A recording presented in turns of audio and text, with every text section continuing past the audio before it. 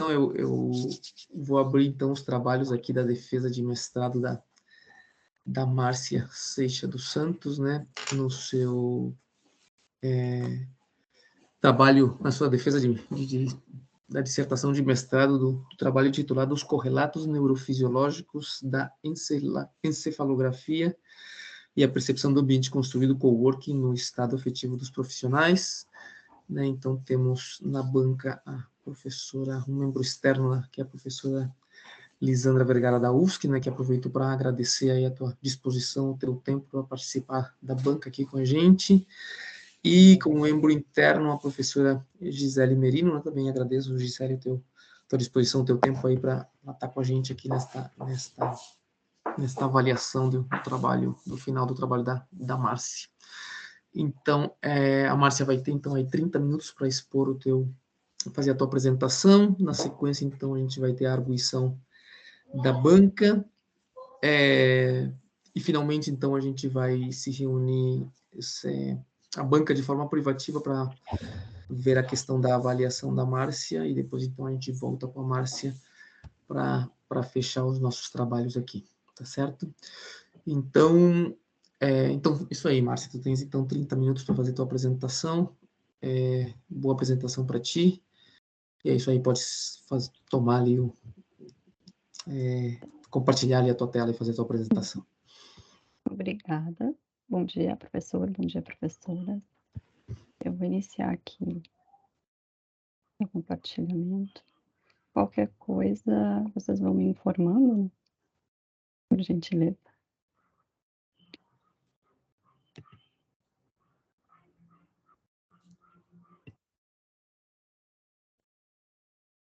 Compartilhamento. Já apareceu, sim. Vou botar aqui em tela cheia, tá? Ok. Então, aqui eu trabalho em tela cheia. Então, eu sou a Márcia, a discente, que vai defender sua dissertação de mestrado, com o trabalho intitulado Os Correlatos Neurofisiológicos da Eletroencefalografia e a Percepção do Ambiente Construído de Coworking no Estado Afetivo dos Profissionais. Contextualizando aqui de uma forma geral o trabalho, na verdade, o interesse nesse assunto, nesse trabalho, ele partiu até de dados que eu tive contato, porque de acordo com um estudo, né, feito por um laboratório da Universidade da Califórnia, o ser humano ele passa 90% do seu tempo dentro de ambientes construídos. E na mesma época, por 2019, a OMS relatou que 9,3% dos brasileiros sofrem de transtorno de ansiedade e que mais de 320 milhões de pessoas no mundo têm depressão. Esses dados, então, não tem como não deixar de ser relacionados com o ritmo de vida das grandes cidades. O Caimás, ele considera que as pessoas elas estão intrinsecamente envolvidas com seus ambientes de vida para sobreviver e que existe uma relação mútua entre o indivíduo e o ambiente ao redor dele. A percepção, né, ela é a percepção do ambiente, ela é aprendida, seletiva, dinâmica, é interativa e também é individual.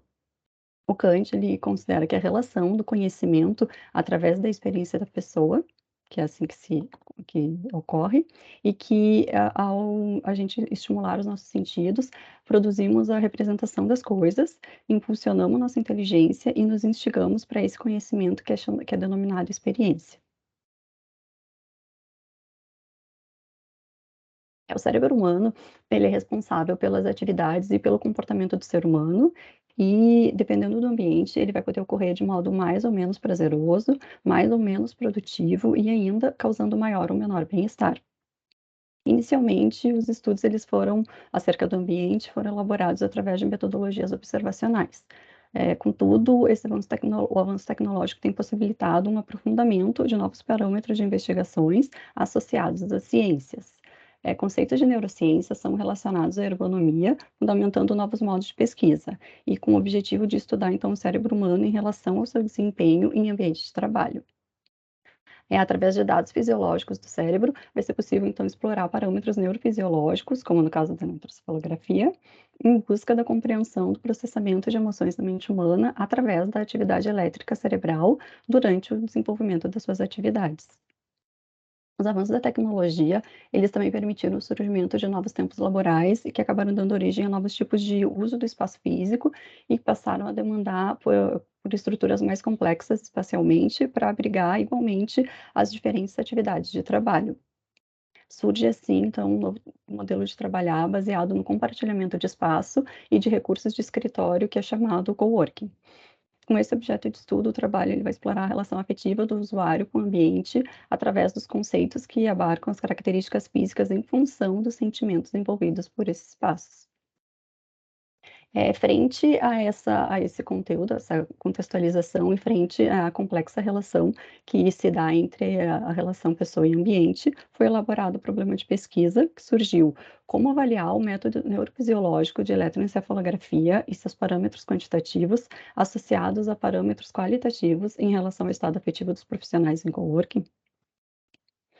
Em função, né, dessa pergunta de pesquisa, surge a hipótese, que ela é uma possível resposta ao questionamento, que é elaborado como: os parâmetros do método quantitativo da eletroencefalografia possuem relação com parâmetros obtidos por métodos qualitativos na identificação do estado afetivo de profissionais em coworking.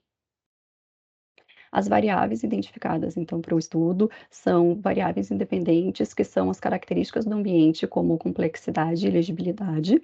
As variáveis dependentes, elas vão ser a valência da emoção, a intensidade da emoção e a potência absoluta, que são os dados do EEG. As variáveis de controle foram, então, a faixa etária, que ficou entre 23 e 45 anos, e os possíveis profissionais que trabalham em coworking. A variável antecedente foi a cidade de Florianópolis, em Santa Catarina, e como variável interveniente se levantou a possibilidade da existência de interveniência da pandemia pela Covid-19. O objetivo, então, do trabalho foi o de testar o método neurofisiológico da eletroencefalografia e os seus parâmetros quantitativos associados a parâmetros qualitativos em relação a esse estado afetivo dos profissionais em coworking. Como objetivos específicos, teve o intuito de analisar parâmetros da técnica neurocientífica de eletroencefalografia, o EEG, como elemento auxiliar no reconhecimento do estado afetivo dos usuários em relação ao espaço construído. Também de verificar a correlação entre a avaliação da percepção do usuário por método quantitativo, desenvolvida com equipamento neurofisiológico EEG, e qualitativo, pela aplicação de questionário e de entrevista. Então, isso também ainda de investigar as relações entre características ambientais e a agradabilidade que elas proporcionam nesses profissionais nos espaços de coworking. Os estudos acerca do espaço construído, eles foram baseados em construções filosóficas e por observações de padrões comportamentais como modo de relacionar as respostas humanas ao espaço construído, fundamentados em metodologias que eram primordialmente qualitativas. Contudo, ainda são abordagens um pouco distantes para comprovação dos processos cognitivos do indivíduo com o ambiente sob investigação. Embora a tecnologia ela venha proporcionando, né, importantes evoluções relativas a essas metodologias quantitativas, ainda há muito para se desvendar sobre os métodos possíveis e os parâmetros que compõem esse viés de investigação, justificando então assim a lacuna do conhecimento frente a essa proposta de estudo, de avaliar esses dois métodos, né, de associar eles e de compor, integrar e colaborando as descobertas científicas. Então, agora passando para essa etapa de referencial teórico, a ideia aqui é só elencar assim, os conceitos mais fundamentais que surgiram na pesquisa. E para essa fundamentação teórica, o trabalho ele foi organizado considerando assim, dois grandes momentos, que foi o primeiro dos campos disciplinares em que a pesquisa se situa, que é a psicologia com a psicologia ambiental, a ergonomia com a ergonomia do ambiente construído e ergonomia afetiva, e as ciências com a neurociência, a neurofisiologia e a neuroergonomia. E o segundo momento, então, são os fenômenos de interesse do estudo, que foi a cognição, a percepção ambiental, as preferências ambientais e a teoria das emoções.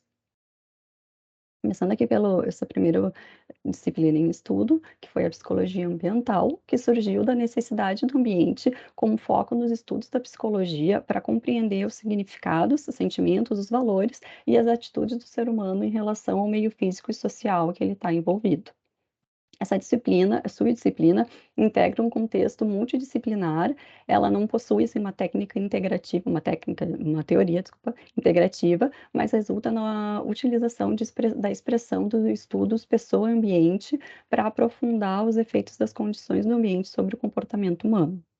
A imagem aqui, ela exemplifica algumas dessas disciplinas, né, das várias disciplinas que estão envolvidas, relacionadas com a psicologia ambiental. O apego ao lugar, que é um dos conceitos, né, bem explorados pela psicologia ambiental, ele tem uma ideia de vínculo, atentando para as características físico-espaciais do local e os significados simbólico e afetivos que são associadas a ele pelos indivíduos ou por grupos. O caráter dinâmico que esse vínculo afetivo tem entre pessoa e ambiente conceitua como um processo que vai ocorrer ao longo de toda a vida e de todo o ciclo humano.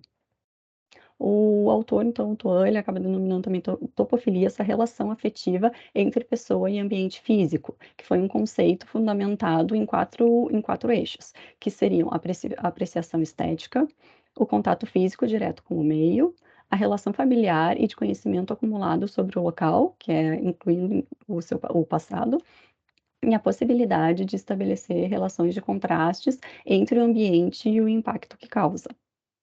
Já o psicólogo, filósofo, psicólogo Levin, ele entendia o campo, na verdade, como um campo de conjunto de realidades físicas e psicológicas que existe uma mútua interdependência.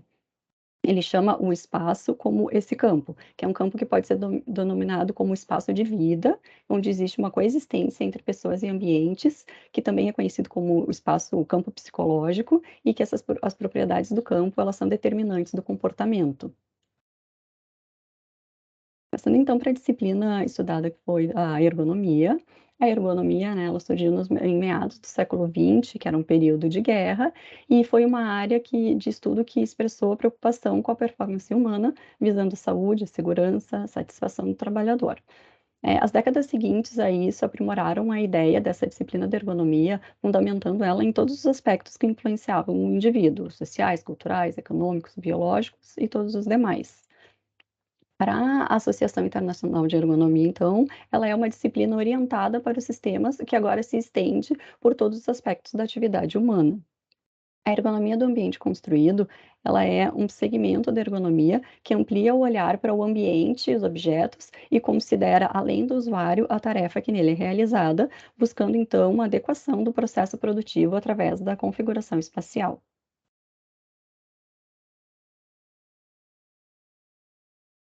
A ergonomia com os elementos do ambiente construído, eh, ela se dá como um ambiente construído seguindo valores objetivos, e o somatório desses fatores espaciais, de espaço dimensionado, funcional, sonoro, colorido e significante, ele é o espaço arquitetônico sensível, que é o espaço que o ser humano vai perceber. A imagem ali indica essas características Márcia está como de congelado na psicologia ambiental do slide. desculpa, ver se agora atualizou. Agora está indo, aham. Ergonomia com os elementos do ambiente construído. Sim, tá certo. Tá certo, obrigada. Vamos seguir então aqui nessa ergonomia, as outras não tinham imagens também, mas essa ergonomia, né, com os elementos do ambiente construído, agora apresentando a imagem desse autor Okamoto, que ele coloca a função, a cor, a textura, a tensão, a aeração, a temperatura ambiente, o significado simbólico, a forma, a luz e o som como valores objetivos que criam um espaço de comunicação, chamado arquitetura, e que é esse espaço que o ser humano vai sentir e perceber. De acordo com o autor, né, esses elementos eles são classificados como uma linguagem gramatical da arquitetura, que ocorre como uma linguagem permanente para observação e como uma tendência da percepção ativa. O trabalho ele descreveu alguns dos componentes de leitura das relações formais entre os elementos arquitetônicos que compõem os cenários e que são reveladores das ordens compositivas do ambiente, que foi de acordo com as leis de organização visual da Gestalt. Foram esses elementos a textura e padrão, a escala e proporções, a psicodinâmica das cores, a forma e a relação de unidade e segregação, que como a gente tem um tempo limitado aqui para apresentação, eu vou só citar esses elementos então.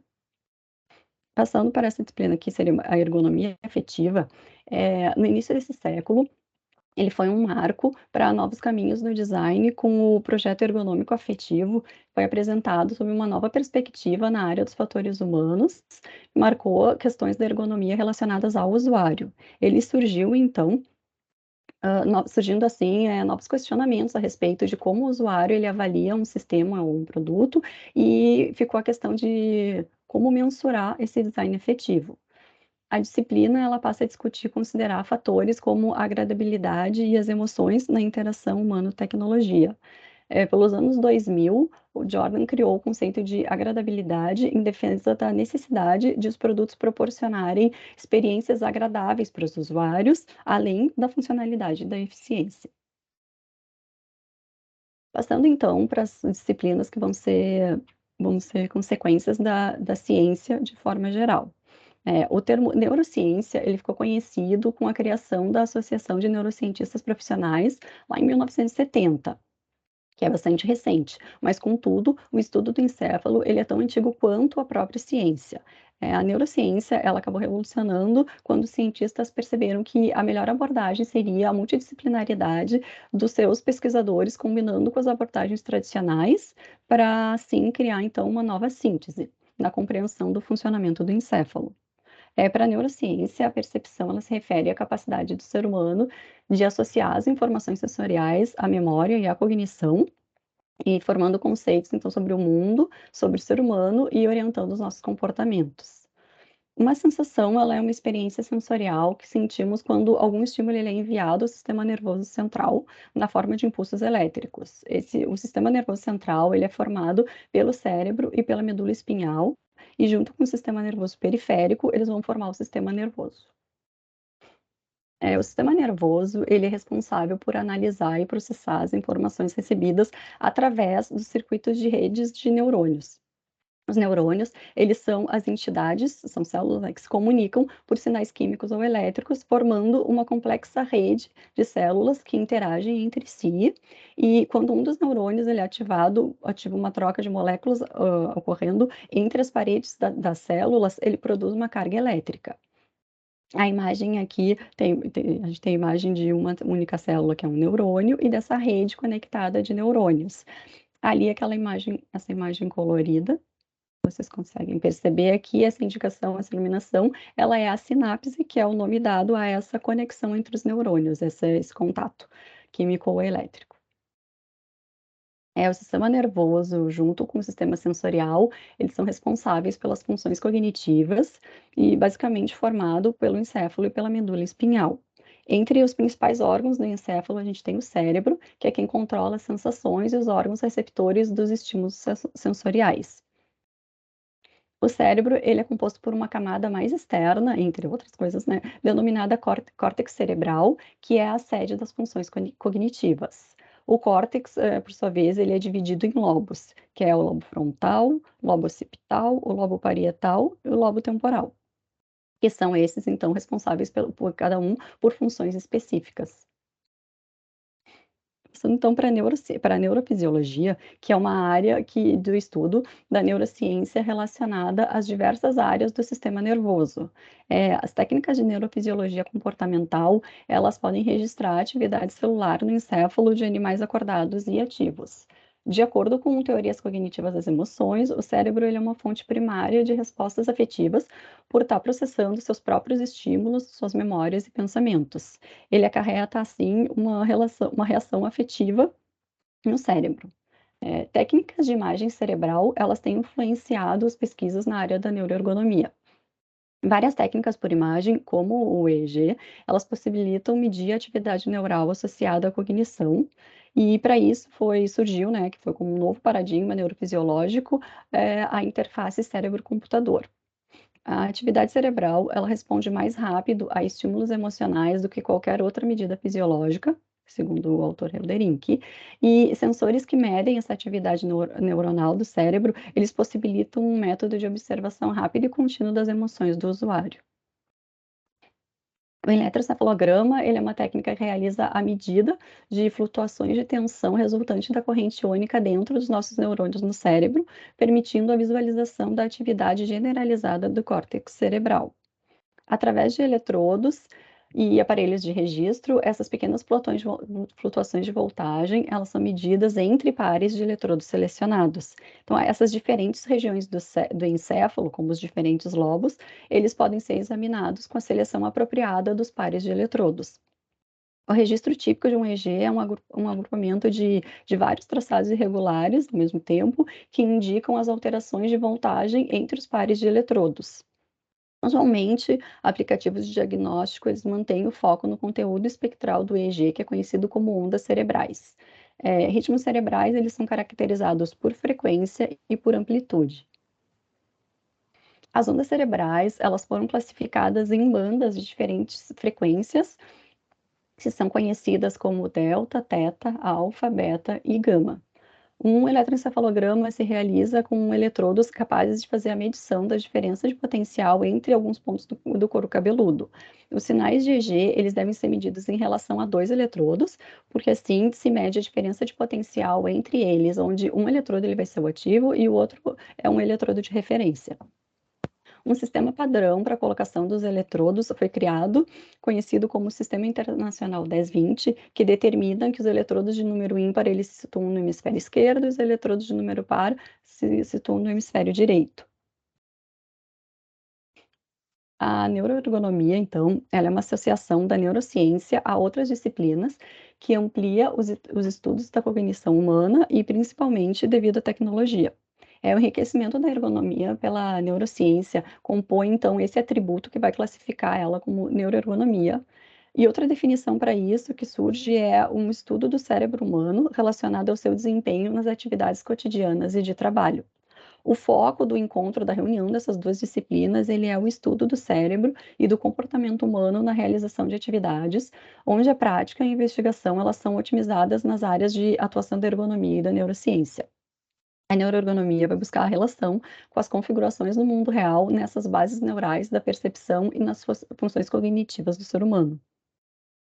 Passando então para outra grande área desse referencial teórico, que são os fenômenos de interesse.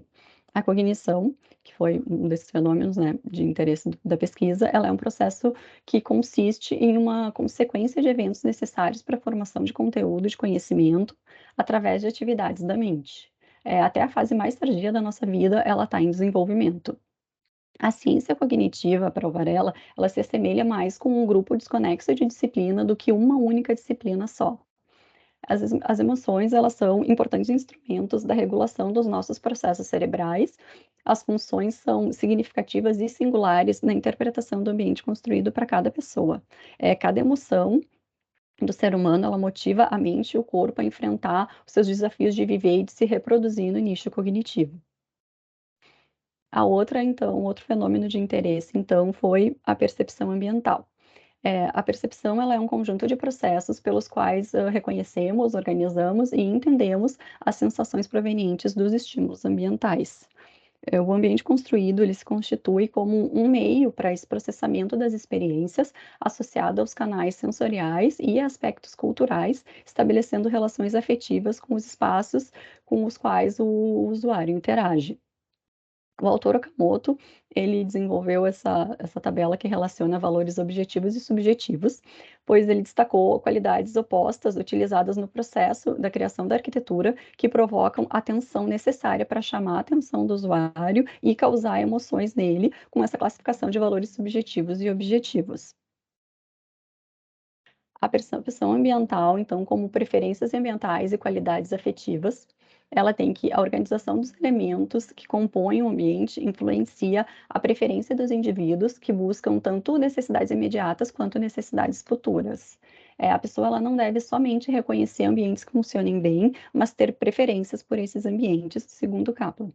Uma vez que a preferência preferir é um resultado do processo de percepção de coisas e espaços, readequando elas funcionalmente. Kaplan elaborou, em 1988, uma matriz de preferência estética ambiental, onde são associados 4 termos ao modo como as pessoas coletam informações do ambiente visual. O nível de interpretação ele relaciona um padrão bidimensional, quando o arranjo é visual e é visto como uma imagem plana, e o padrão tridimensional, quando o espaço ele tem um desdobramento, ele tem mais informações para o sujeito. Essa matriz, então, de preferência aqui, ela está informando os níveis de interpretação 2D e 3D, nos qualificando como a ideia de fazer sentido através da coerência e da legibilidade, e a ideia de envolver o usuário com a complexidade e o mistério. As variedades de uma cena, elas tornam a cena mais complexa, que é representada pela maior preferência estética e pelo seu grau de variação que influencia o nível de excitação do usuário.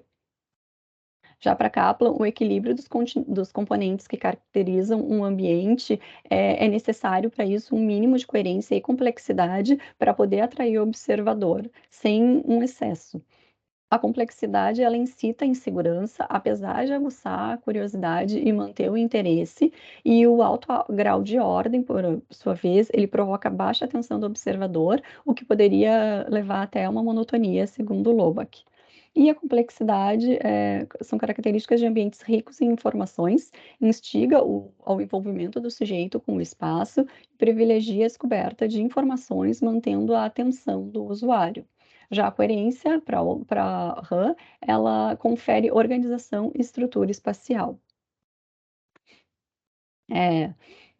Um modelo cartesiano, ele foi criado com uma avaliação afetiva do ambiente de acordo com uma técnica de representação semântica que relaciona entre eixo e coordenada 4 dimensões avaliativas. O Russell colocou como essas dimensões sendo a agradabilidade, a excitação, o estímulo e a tranquilidade. Essas qualidades, elas são manifestadas de forma exclusiva para cada usuário, pois cada um vai interpretar o ambiente do seu modo. Apesar dos fatores de percepção e cognição que permeiam a compreensão da qualidade visual percebida, Nazar ele cita como um julgamento emocional sempre envolvido por sentimentos.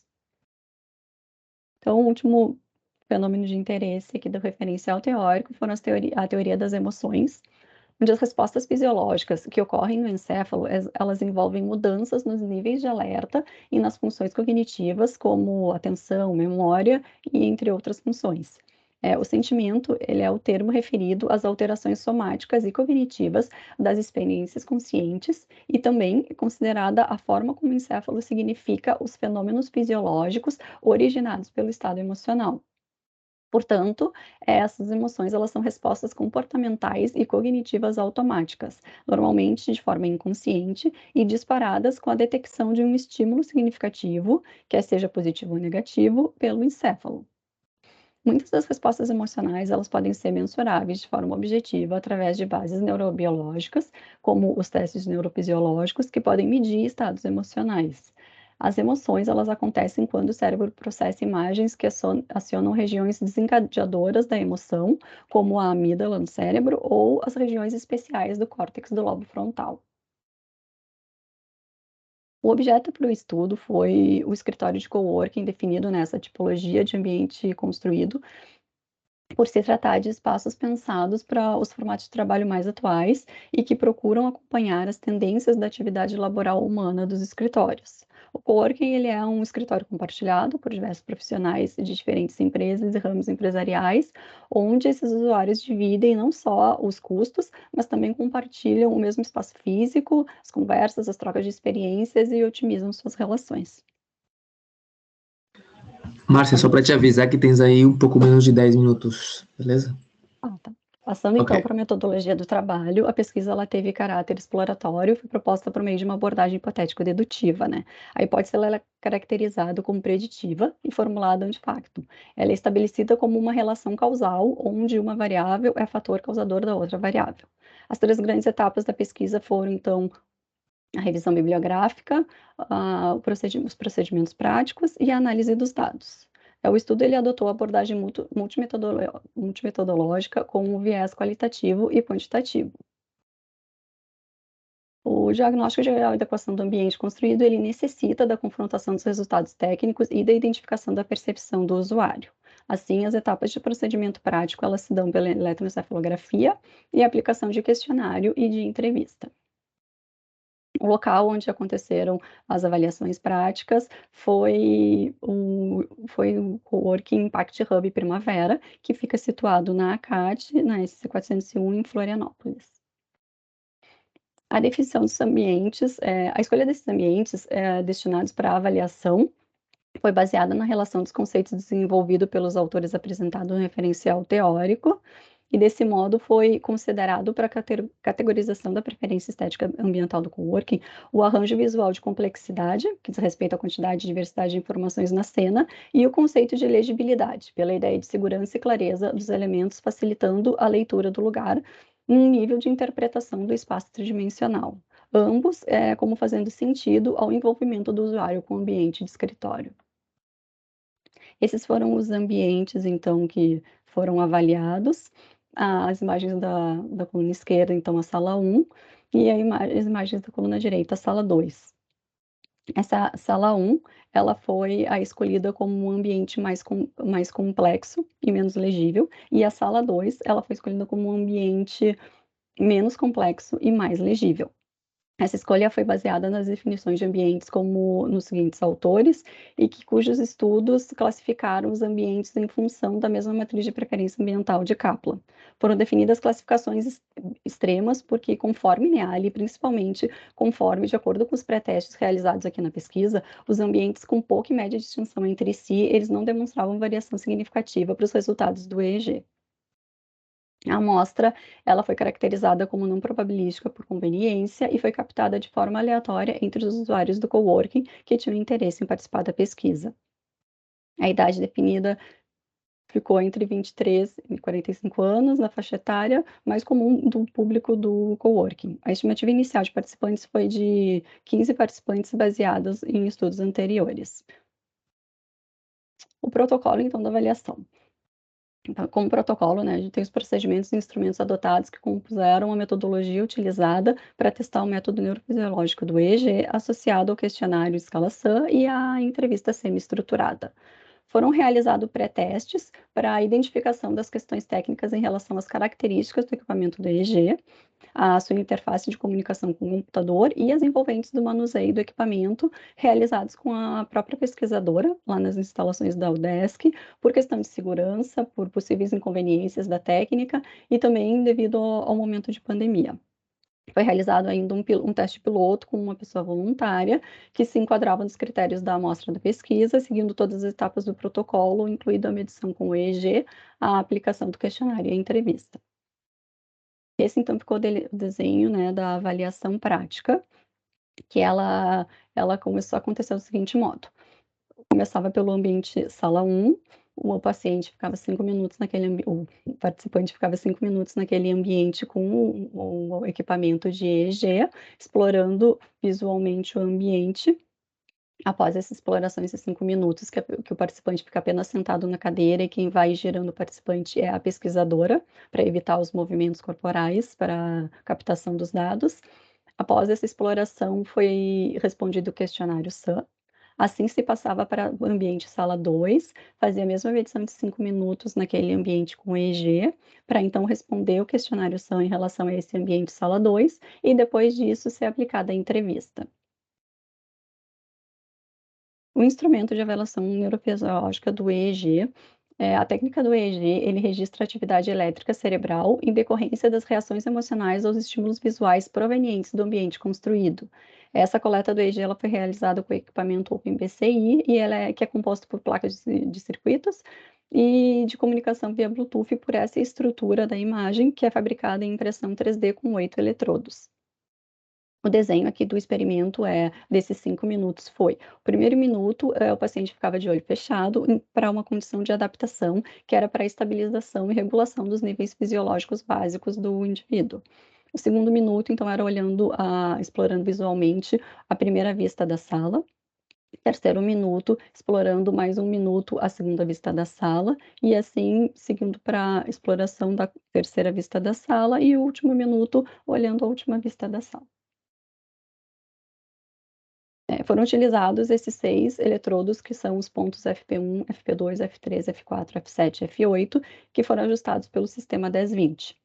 Os dados foram coletados e armazenados em formato bruto, na delimitação do horário de início e fim de experimentos, que são esses 300 segundos. O tratamento dos dados, ele foi realizado com a biblioteca EEG Lab, que é dentro do software MATLAB, e foi usado também o Microsoft Excel e o SPSS para análise estatística. O segundo instrumento, então, é o questionário de escala SAM, que é um questionário, uma escala que consiste em um teste psicológico que avalia uma experiência subjetiva, que é um emprego direto com o participante para expressar as emoções sentidas aos estímulos oferecidos. Essa técnica de autorrelato, ela se trata de uma avaliação psicométrica onde se busca compreender o comportamento do indivíduo. O tratamento dos dados aconteceu também com Excel, e essa análise descritiva, ela teve um questionário que apresentou uma escala de 1 a 9, onde 1 atribui a valência mais negativa e intensidade mais fraca, e o 9 indica a valência mais positiva e intensidade mais forte. O apêndice com o questionário aplicado seguiu no trabalho, na dissertação. As dimensões do questionário SAM, elas medem a valência emocional e a intensidade da emoção, também colocada como a excitação da emoção. O terceiro instrumento, então, é a entrevista, do tipo semi-estruturada, né, com perguntas pré-estabelecidas, com um enfoque na relação afetiva e na agradabilidade do participante com os ambientes experienciados. O tratamento dos dados, ele foi feito por uma análise categorial temática conforme Bardan. Esses dados brutos, eles foram codificados e transformados sistematicamente em unidades de registro, que são os elementos temáticos, e seguiram um processo de categorização e contagem frequencial, com a finalidade de encontrar os núcleos de sentido contidos nessa comunicação que ocorreu. A categorização, ela é de natureza semântica e é agrupada em grandes temas. Os resultados, aqui vão ser apresentados então os resultados dessas avaliações práticas. No total foram realizadas 12 avaliações com 12 participantes, mas, né, contudo, os resultados de 4 participantes foram descartados devido à inconsistência dos dados do EEG, o que resultou em 8 participantes, que foram 5 do sexo feminino e 5 do sexo masculino, com essa faixa etária, então, já definida entre 23 e 45 anos, e com os níveis de escolaridade de ensino médio, ensino superior e pós-graduação. A avaliação neurofisiológica ainda com EEG, ela teve os parâmetros de análise dos dados do EEG que seguiram estudos existentes acerca das emoções. As frequências definidas para análise foram a banda alfa, que é de 8 a 13 Hz, e a banda beta, de 14 a 30 Hz. As respostas emocionais do indivíduo, elas podem ser avaliadas pela simetria do EEG entre os 2 hemisférios do córtex frontal, de acordo com a teoria da valência, onde emoções positivas estão no córtex frontal esquerdo e emoções negativas seriam processadas no córtex frontal direito. A assimetria alfa-frontal, é considerado por alguns estudos para a valência da emoção e para outros estudos para a intensidade da emoção. Também existem estudos que consideraram a utilização da banda alfa e outros a utilização da banda beta.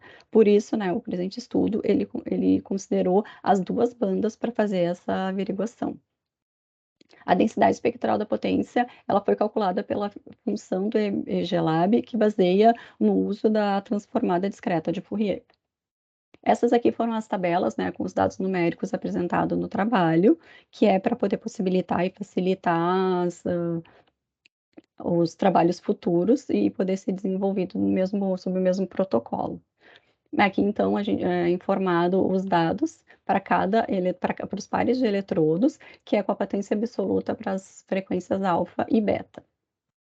O estudo considerou, segundo estudos anteriores também, o cálculo da potência absoluta como sendo a diferença do eletrodo esquerdo menos do eletrodo direito. Passando para os resultados da escala SAM, os resultados do questionário, eles são os valores atribuídos pelos participantes para os parâmetros de valência e intensidade emocional, com as respectivas medianas e modas que estão apresentadas na tabela. Esse instrumento variou, né, na escala de 1 a 9, que funciona como uma escala Likert. A sala 1 foi caracterizada, que é a de alta complexidade e menor legibilidade, foi a que os participantes conferiram uma emoção mais positiva, mais próxima de felicidade e satisfação, e com uma intensidade mais forte, relacionada a estímulo e agitação. Na sala 2, a emoção ficou abaixo da mediana, mais próxima do sentimento de infelicidade e insatisfação, e com uma intensidade quase neutra, que considerando para um sentimento de mais relaxado e sonolento. A correlação, então, que foi realizada foi entre os dados do EEG e as respostas do questionário SAM, baseadas nos autores nesse Reid, que por uma análise comparativa, se deu entre a valência e a intensidade da emoção da escala e os dados dessa simetria bilateral do EEG. Por não atenderem aos pressupostos paramétricos e sendo essa escalação, né, as variáveis desses postos atribuídos e também sendo uma amostra composta por um número pequeno de indivíduos, foi desenvolvido o teste estatístico de correlação bivariada Rhodes-Spearman. A classificação dos coeficientes da correlação seguiram a classificação dos autores, e a tabela ao lado, ela relaciona a dimensão de valência da emoção e as medidas do EEG. Na sala 1 não houve relação, visto que, né, todas as comparações feitas, o valor de P estabelecido na significância ele foi maior que 0,05. E na sala 2, se inferiu, então, uma correlação forte entre a valência e os dados do par de eletrodos FP1 e FP2, tanto na banda alfa quanto na banda beta. E aqui, então, a correlação para os dados entre a intensidade da emoção e a assimetria bilateral do EEG. Para esse confronto estatístico, né, os dados da sala 1, eles também não foram passíveis de interpretação, pelo mesmo motivo que na questão da valência da emoção. Né? Nesse ambiente sala 2, a assimetria alfa entre os pares FP1, FP2 e F7 e F8, eles apontaram uma correlação moderada na banda alfa para a intensidade e o EEG, e a assimetria na banda beta a correlação ocorreu entre a simetria para a banda beta, indicando uma forte correlação com essa dimensão de intensidade da emoção. Os dados da entrevista, então, eles seguiram essa análise categorial temática. As questões 2 e 6, que eram sobre o que mais e menos agradava o ambiente, elas foram agrupadas na seguinte tabela. As respostas dos 8 participantes foram identificados 18 elementos temáticos com 37 ocorrências. Todos os significados de maior agradabilidade se referiram à sala 1, escolhida de forma unânime como a mais agradável. E todos os significados de menor agradabilidade, eles foram referidos à sala 2. De acordo com a classificação semântica, foram relacionadas 6 categorias temáticas, sendo 3 que correspondem ao tema de significado de maior agradabilidade e as outras 3 categorias que correspondem ao significado de menor agradabilidade. Já para a pergunta 3 e 7, os participantes eles que tinham sido indagados quanto às características dos ambientes que mais chamaram a atenção e que mais agradavam a eles. As respostas resultaram em 16 elementos temáticos e 31 ocorrências.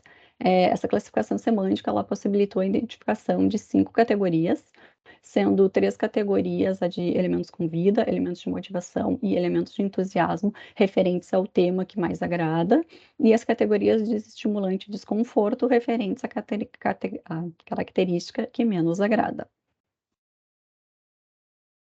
E as questões 9 e 10, elas foram sobre os sentimentos dos participantes nos ambientes, né? De acordo com a análise, as respostas elas foram organizadas em 21 elementos temáticos, com 31 ocorrências. A sala 1, ela suscitou apenas sentimentos positivos e a sala 2, sentimentos negativos. Para esse tema de significado de valor positivo, houveram 3 categorias de sentimento revitalizante, sentimento de contentamento e sentimento de acolhimento. E para o significado de valor negativo, houveram então as 3 categorias de sentimento de letargia, de sentimento de incômodo e o sentimento de desacolhimento. Ainda na entrevista, a quarta e a oitava questão, elas se referiam à percepção do participante em relação aos seus sentidos durante o experimento. Para 6 integrantes da amostra, a audição foi um sentido que se destacou na sala 1, visto que também, né, a visão já era o sentido principal do teste, mas mesmo assim os outros 6 integrantes destacaram ainda a audição nessa sala 1, enquanto os outros 2 participantes, eles não destacaram nenhum outro sentido além da visão mesmo. Já na sala 2, que menos agradou aos participantes, os sentidos foram percebidos de outra forma. 3 participantes identificaram a audição como sensibilidade maior durante o experimento, enquanto para um participante o olfato foi o que teve destaque. Os outros 4 não identificaram nenhum sentido além da visão. A audição, ela também obteve mais destaque por se tratar de ambiente de trabalho, conforme foi comentado pelos participantes. A última questão, então, da entrevista, ela foi estabelecida para averiguação de possível variável interveniente ao estudo, que foi a pandemia por Covid-19, que ocorria, né, durante o momento dos experimentos. Apenas um integrante da amostra reportou se sentir diferente dentro de espaços fechados no momento da pandemia, que registrou que o incômodo existiria ou seria maior se permanecesse por mais tempo nas instalações. Assim, a variável de interveniência ela não foi assumida no estudo. Passando para as discussões desses resultados. Com base nas evidências encontradas, é possível dizer que o par de eletrodos FP1 e FP2 ele indicou maior relevância relativa à escala SAM nesse formato da avaliação emocional dos usuários no ambiente construído. A relevância desse par de eletrodos ela corrobora estudos anteriores. Os pontos de EG utilizados também confirmaram a adoção de tais eletrodos conforme vistos nos trabalhos anteriores. Quanto às bandas de frequência adotadas, não é possível definir maior relevância de uma sobre a outra, visto que das 5 correlações, 3 aconteceram na banda alfa e 2 aconteceram na banda beta. Todavia, também se demonstrou pertinente trabalhar com um intervalo maior de frequências de medidas neurofisiológicas, como observado em outros estudos, já que em ambos casos se obteve resultados. Ainda se foi observado que a correlação entre a escala SAM e o EEG só aconteceu para o ambiente sala 2, o que sugere uma corroboração parcial da hipótese do trabalho. Discutindo aqui, então, essa correlação entre os dados do EEG e a escala SAM. Para essa sala 1, foi a que não houve correlação, mesmo sendo a sala que foi a escolhida por todos como mais agradável e que é a sala mais complexa e menos legível.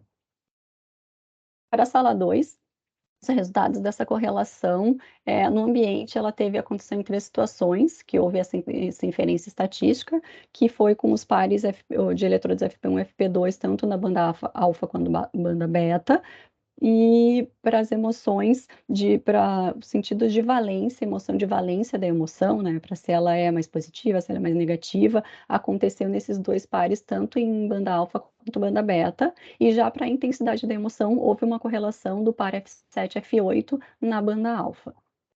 Os pares F3 e F4, eles não demonstraram ser um marcador significante para essas condições da avaliação. Discutindo, então, as informações, né, em função da análise categorial temática, em função das respostas da entrevista, esse ambiente, que é a sala 1, mais complexo, ele suscitou como mais a resposta que mais saiu, né, que mais participantes referiram foi a questão da cor do ambiente.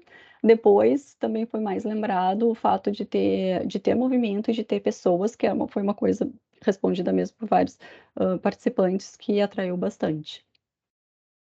Em relação a essa agradabilidade do ambiente para a sala 2, os elementos que foram mais referidos foi o fato de não ter estímulos, de ter pouca informação, de ser monocromático, do tamanho pequeno e de ser monótono. Para análise categorial, então, das características do ambiente, essa sala 1 mais complexa, ela teve mais inferida mesmo foram as cores variadas do ambiente e depois a diversidade de informação que agradou como característica para os participantes. Na sala 2, a característica que menos agradou mesmo foi a falta de cor do ambiente, né, o ele ser monocolor, e a falta de elementos também foi bastante suscitado, visto, né, a quantidade de participantes na amostra. As discussões ainda, né, da entrevista para os sentimentos que o ambiente suscitou, na sala 1, o que mais foi lembrado foi o fato de estimular os participantes, depois o fato de animar eles e também me lembrar da questão do aconchego e da satisfação que esse ambiente causou. A sala 2, os sentimentos que eram todos negativos relacionados a ela, o que mais lembrou foi a sonolência que o ambiente gerava nos participantes e também o desconforto. Depois, cada participante sugeriu, então, que causava monotonia, tédio, solidão, impaciência, quietude, apatia, por ser um ambiente inóspito e que desestimulava. E ainda assim, esse foi o ambiente que obteve a maior correlação, né, que houve correlação entre os dados de medidas do EEG e da escala SAM. Passando para as considerações finais, então, o trabalho alcançou o objetivo de averiguar o método neurofisiológico da eletroencefalografia e os parâmetros quantitativos associados aos parâmetros qualitativos em relação ao estado afetivo de profissionais do ambiente construído. Os instrumentos empregados na investigação se mostraram válidos, afirmaram a multimetodologia empregada nessa análise ergonômica afetiva e em função do tipo de resultados que se esperou obter com o estudo. Observou também que esses métodos se complementaram nas análises, que também era uma intenção inicial do estudo.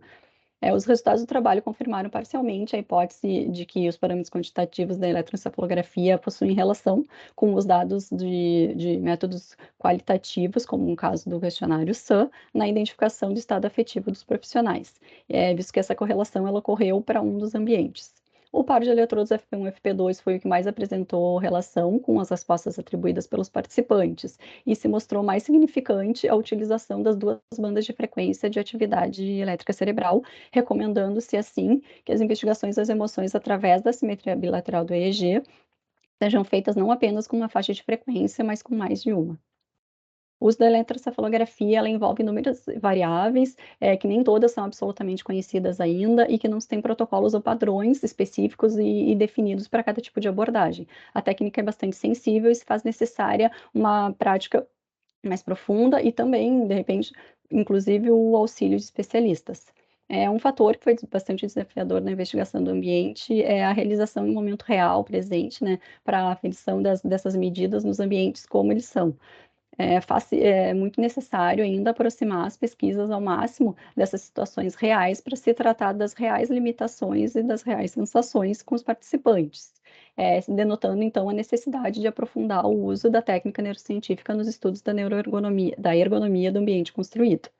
Outro fator que também foi bastante desafiador nesse modelo de investigação foi o número de integrantes da amostra, porque o número foi um número pequeno de participantes que prejudica as inferências estatísticas. A participação dos indivíduos no estudo científico ainda se mostrou bem difícil, e mesmo assim o presente estudo ele foi considerado como uma referência a trabalhos futuros e na aproximação também da neurociência ao design e arquitetura.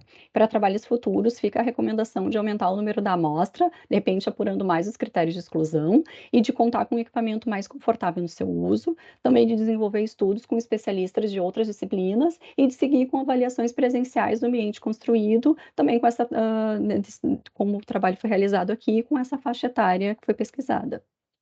Essas foram as referências da apresentação. Muito obrigada pela atenção de vocês e pelo tempo.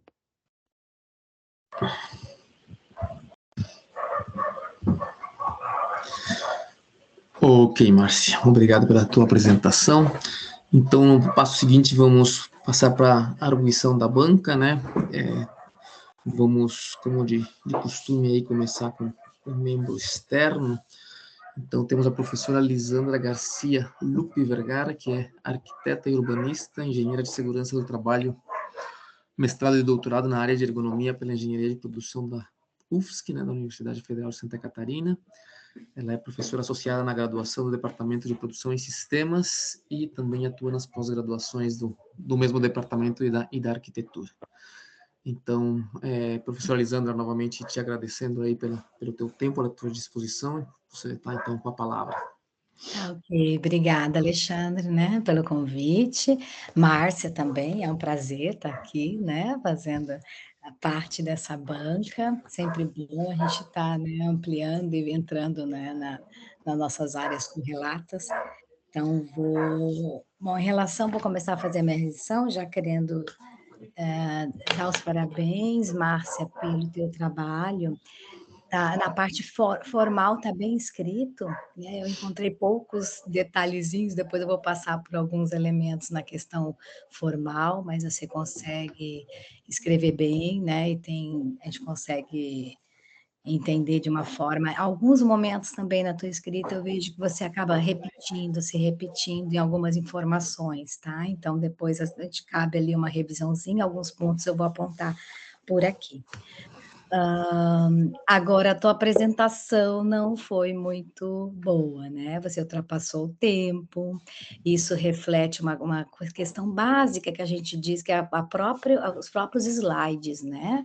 Então, você trazer textos escritos para slides de apresentação e fazer a leitura deles, isso já é, assim, um fato que já te leva a essa ultrapassagem de tempo, por exemplo, né? Porque você poderia ter aproveitado a questão de uma defesa remota e você ter um tablet, um computador paralelo com esse texto de leitura, para te dar mais segurança, né? E não deixar exposto, né, toda a leitura que você fez da tua dissertação, que inclusive eram as mesmas do próprio texto escrito, né, na apresentação. Então, a apresentação tem que ser mais visual, né? Vocês estão no curso de design, vocês têm que ter, né, muito mais visual do que escrita, palavras-chave, e assim é o padrão que a gente costuma, né, utilizar justamente para não se perder. Então, talvez, né, você seja mais tímida, né, não tenha tanta segurança nesse sentido, mas aí esse paralelo poderia ter sido uma forma de você combater, né, certas, que cada um vai ser a sua forma, né, uns são mais desenvoltos, outros menos, mas a apresentação é algo bem importante, né, porque estás vendendo o teu trabalho, vamos dizer assim, se a gente fosse pensar no mercado, é a forma, né, de você apresentar o que você fez e deixar mais tempo para o que interessa, né? A tua revisão bibliográfica tomou os 30 minutos, que poderia já estar finalizando nesses 30 minutos. Então, a capacidade de síntese também faz parte, né, desse aprendizado do pesquisador. Então, já te coloco só nesse quesito, vale, né, a pena você trabalhar mais essas questões, né, para ter essa capacidade de síntese e trazer realmente para uma banca os dados que interessam, né? A gente já fez a leitura prévia, né? Então, você teria que estar trazendo aqueles dados que chamaram a atenção, que realmente fazem parte dos resultados da tua pesquisa, deixando mais tempo para isso do que para uma fundamentação teórica, tá? Puxando o gancho em relação a isso, que acho que também reflete nesse teu tempo de fundamentação teórica, você trabalhou bastante esses temas, correlacionou, apontou, não correlacionou tanto, mas trouxe a percepção ambiental, trouxe as questões da neurociência, da ergonomia, né, enfim, de vários conceitos ali que fazem parte dessa tua busca de uma forma muito, muito boa e bem fundamentada. E aí eu chamo a atenção para a questão do objetivo geral.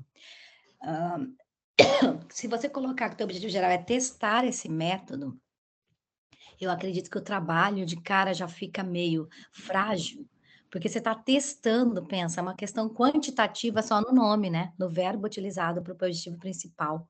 Eu vou testar o método neurofisiológico. Não que você não tenha feito, mas se a tua dissertação for focar no teste, você tem, por exemplo, números insuficientes, certo? Com 8, você conseguir fazer esse teste de uma forma. Ui, agora me deu. Vou pegar uma aguinha aqui. De uma forma, vamos dizer assim, para um grau de relevância, né? Para um teste chegar nos resultados, eu acredito que a tua amostra está muito pequenininha, né? Então, eu não colocaria força no objetivo principal esse teste. Ele fez parte do teu estudo. Mas até pela própria escrita sua, eu não vejo que o valor maior está no teste dele. Porque daí a gente vai querer ver muitas comparações a mais do que você tem ali, tá? Relacionada a esse teste. Seria, depois vamos ouvir a Gisele, uma questão que eu acredito que poderia, né, desviar para concentrar mais no que você tem de fruto aqui do teu trabalho, tá?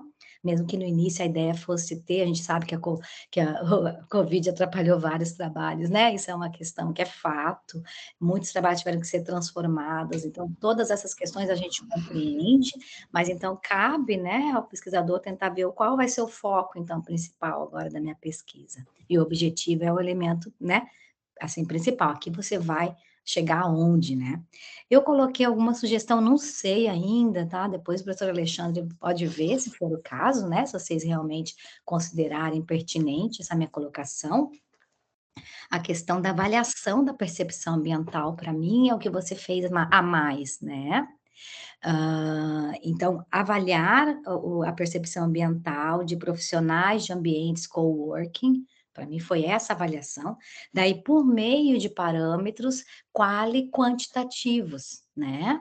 Aí até pode colocar no próprio objetivo geral, envolvendo o método neurofisiológico de, né, eletroencefalograma, né?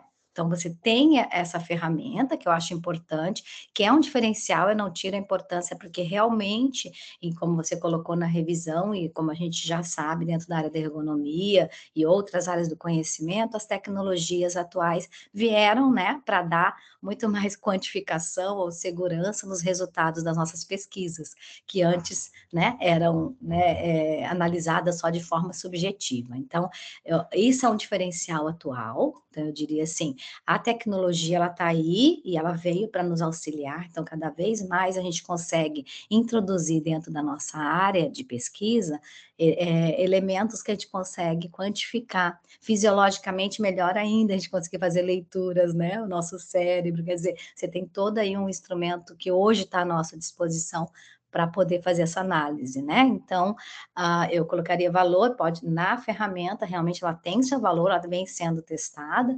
mas, né, eu não colocaria todo o valor no teste. Não sei se depois vocês vão, né, pensar um pouquinho a respeito disso. Então, para o objetivo geral, eu diria que daí poderia, né, tentar deixar mais ênfase na qualidade da tua pesquisa, utilizando esse instrumento como mais uma aplicação, né, que vem auxiliar esse nosso olhar mais mensurável, né, de um campo de atuação. Então, o primeiro ponto eu colocaria em cima dessa questão. E aí vamos lá para os pormenores. Bom, relevância, então, o próprio, como eu coloquei, a questão da gente estar introduzindo atualmente tecnologias que podem quantificar utilizando instrumentos mais modernos faz parte, acho que já tem uma validade assim científica, justamente por a gente estar começando, aqui no Brasil, pelo menos, né, a utilizar cada vez mais essas ferramentas. Então, é um tema relevante, tem uma aplicação, né, adequada, você utiliza métodos, você compara, né, questões quanti e quali, então acredito que está bem adequado quanto à pesquisa, tá? O que eu vou colocar agora é mais relacionado às questões mesmo de forma ou de, né, outros conteúdos, outras reflexões que eu vou trazer aqui no decorrer da minha fala, mas, em geral, né, o trabalho, ele se enquadra, vamos dizer assim, né, uma dissertação de mestrado, né, de forma bem adequada. Deixa eu ver por onde que eu começo aqui, nessas questões. Tá, a questão do teu método, né, na metodologia, como é que eu posso, deixa eu ver a página aqui que eu já vejo, estou pegando aqui também no paralelo, alguns detalhezinhos só do método que me chama a atenção.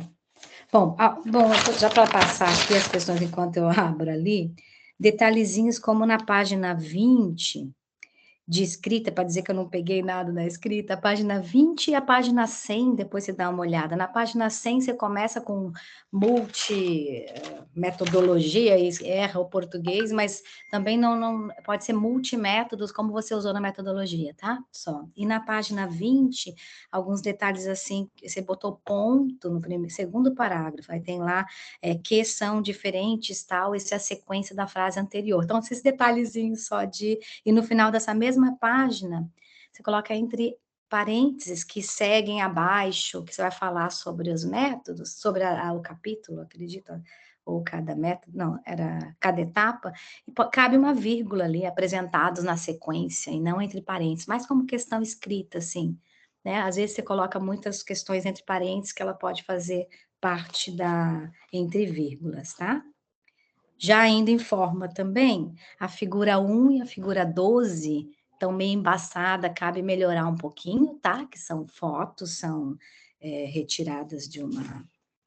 E, além dessas, eu diria que os teus gráficos 1, 2 e 3, por exemplo, que você apresenta nos resultados, eles são desnecessários. Você escreve no texto lá um percentual de pessoas, né, profissionais é o terceiro, primeiro acho que era o sexo, né, qual é o gênero e tal, que já está escrito no texto, a gente apresenta e também não chama gráfico, né, na metodologia a gente vai usar figuras, né, ou tabelas, normalmente, né, quadros também tem, mas gráficos não, né? Normalmente, eu não sei se vocês, eu acredito que vocês não tenham regra diferente em relação a isso, é bom verificar, mas não se usa gráfico, não sei se aí na UDESC tem, aqui para a gente seria figura, né, onde você apresenta daí os gráficos, né?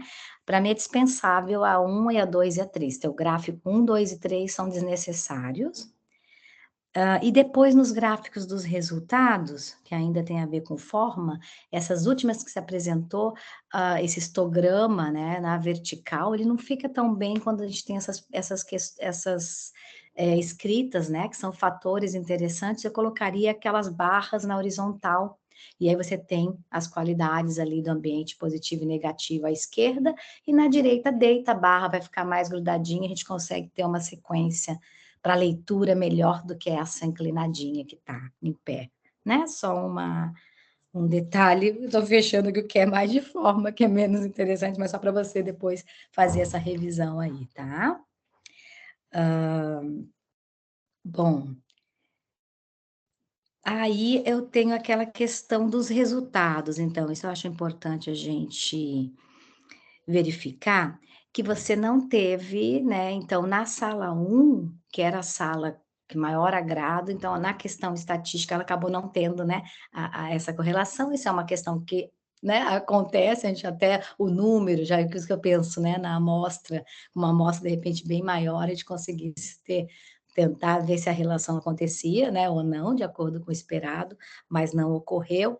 E aí eu até me lembrei da defesa do trabalho da Fernanda Faust, que foi orientada pelo professor de Tirana, né, nosso colega aqui enquanto UFSC ainda, e que ela trabalhou, né, as medições, e eu lembro que eu li, ela passou uns vídeos para a gente trabalhar essa questão né, afetiva, emocional, e tinha uns vídeos de terror, e os vídeos de terror eram o que mais me impactavam, então, as questões negativas, de certa forma, causam um impacto, né, maior. Se está positivo, está bom, mas você não, né, às vezes aquilo não te deu, não é aquele positivo, assim, um doce para uma criança, um pirulito, né, do tamanho do rosto de uma criança, talvez, né, no positivo, mas o negativo está pelo susto, o impacto, acho que qualquer pessoa vê eu lembro a cena de terror, falei, credo, que horror, né? Não tem como a gente não ter aquele impacto com uma cena de terror, fazia parte lá do estudo dela, né, para analisar.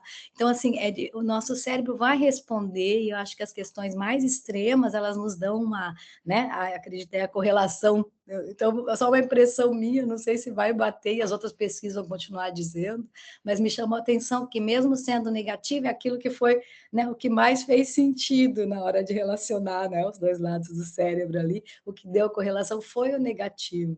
Então, só chamando a atenção, assim, que eu lembro que lá também pontuou melhor quando o impacto era maior, negativo do que positivo.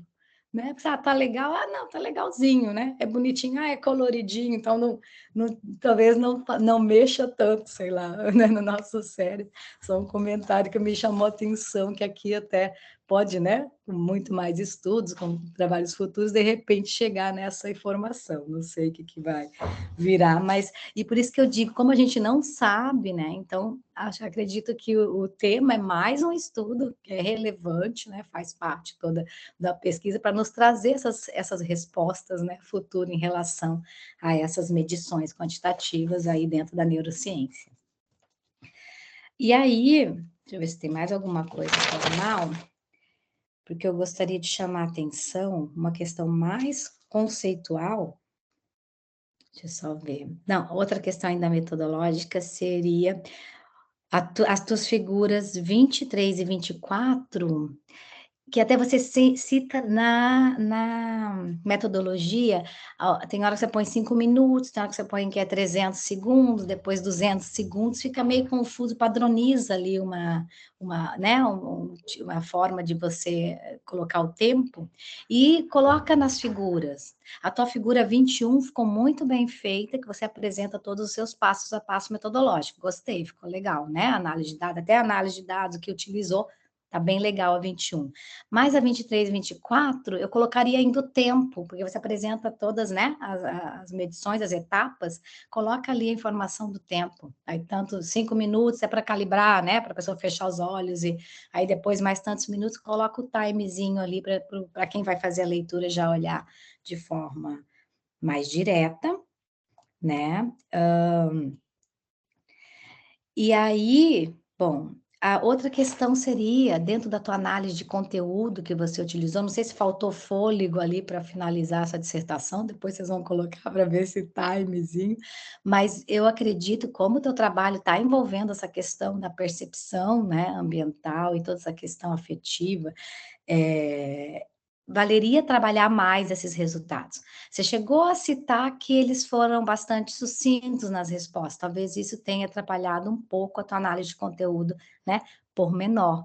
Mas espera-se, quando a gente aplica Bardam, que a análise do conteúdo, ela seja mais, assim, trabalhada e relacionada, né? Você traz os gráficos, aliás, as tabelinhas com os elementos, né, que foram extraídos das respostas, mas a gente ainda faz umas relações e traz, por exemplo, frases, né, que eles colocaram, uma análise de conteúdo sem uma frase ali, entre aspas, com a fala do próprio, né, trabalhador ali, né, o profissional, no caso, é muito interessante, ela enriquece um trabalho.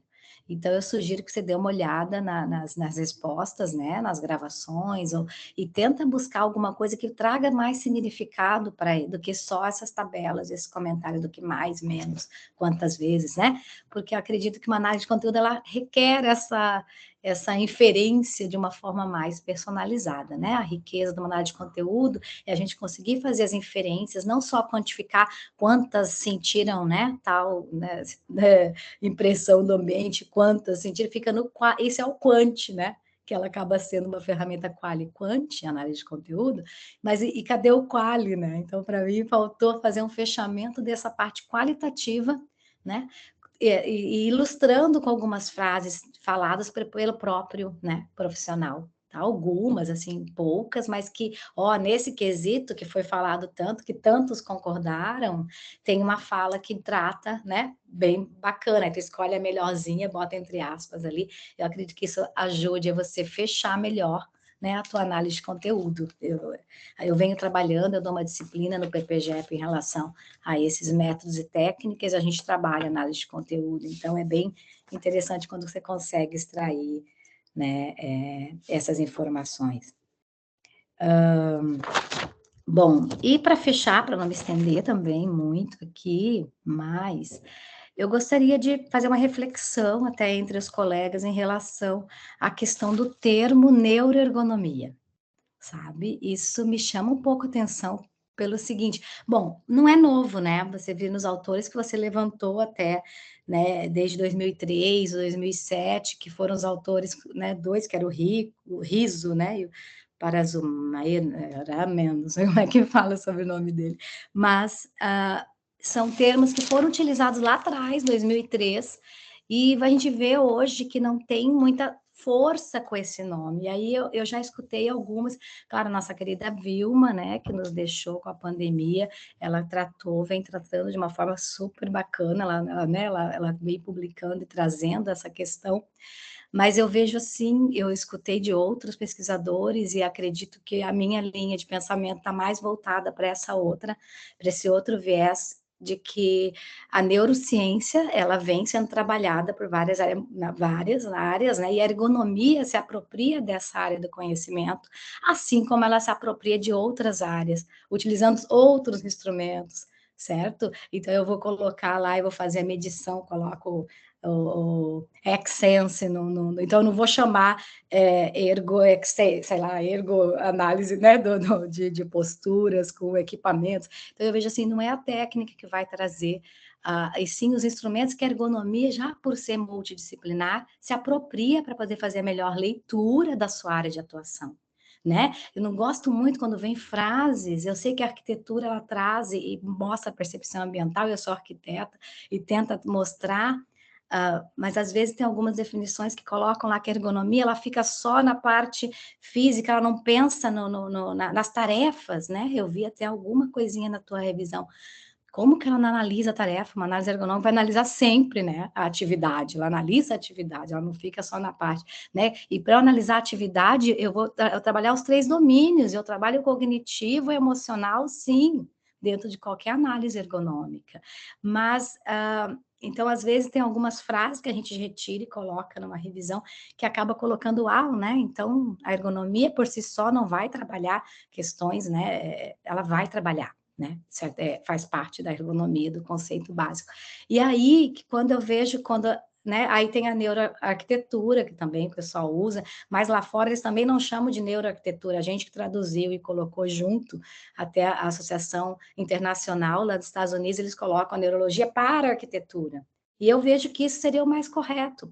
É a neurociência para a ergonomia também, porque agora a gente está se utilizando de mais uma ferramenta que vem nos auxiliar para essa quantificação, né? Então, eu não gostaria, eu não gosto de usar o termo unido, pode ser besteira, né, que é só uma nomenclatura, mas lendo o teu trabalho, pouquíssimas vezes você faz essa junção, porque realmente o que interessa no teu trabalho é mostrar o papel da neurociência nessa área, né, como a gente está se apropriando dessas ferramentas.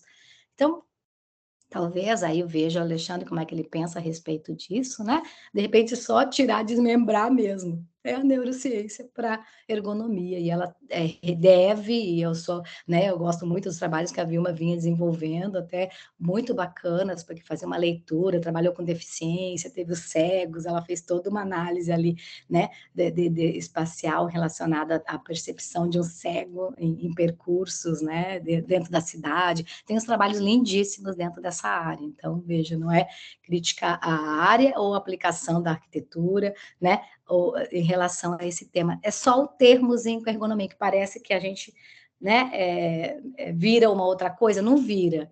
Para mim, é mais uma ferramenta ergonômica, que a ergonomia se apropriou da ciência, né, da neurociência, para nos fortalecer, vamos dizer assim, numa análise ergonômica. Né? Então, só esse detalhe, eu vi que ele vai aparecer 2, 3 vezes, aí cabe a vocês, né? Fica aqui só a minha posição como pesquisadora na área a respeito desse termo, tá bom?